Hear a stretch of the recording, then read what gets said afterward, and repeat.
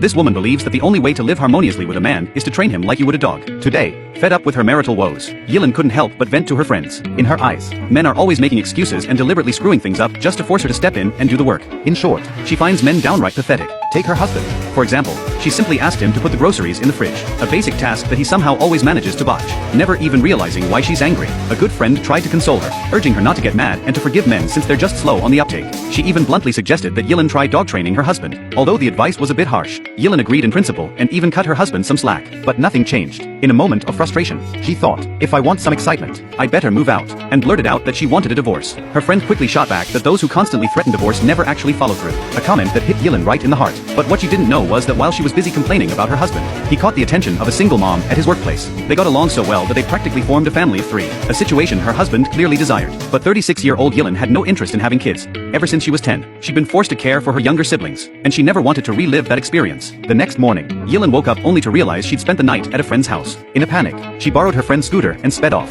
knowing full well that if her mother-in-law found out she'd stayed out, there'd be hell to pay. As fate would have it, she soon spotted her mother-in-law chatting with neighbors outside her door. Although the older woman claimed not to meddle in young people's business, the neighbors already knew about Yilin's overnight absence. Some even suspected she'd been with another man. Incensed, Yilin immediately confronted them. Her impulsive outburst backfired, landing her in serious trouble. Mortified, she fled to a nearby pharmacy, constantly regretting her actions. Just then, a kind-hearted guy appeared, exactly the kind of soulmate Yilin had always imagined. Could he be the one? He courteously brought her a bottle of water and even helped her remove her helmet. His thoughtful gestures sparked a flutter of romance in her heart. As they talked, Yilin discovered they shared many of the same interests, and when he recited a classic movie line she loved, she found herself falling for him all over again. For the first time in her 36 years, she even felt the urge to have a child. But when Yilin returned home and saw her disheveled husband, all that fleeting joy vanished. Noticing her dejected expression, her husband looked at her in confusion. Soon enough, her mother-in-law announced she was heading out for a few days to help her sisters. With her out of the picture, Yilin finally felt a taste of freedom. Tired of the bland meals her mother-in-law always cooked, she decided to take her husband out for a nice dinner. Yet, as they reached the door, a takeout order arrived,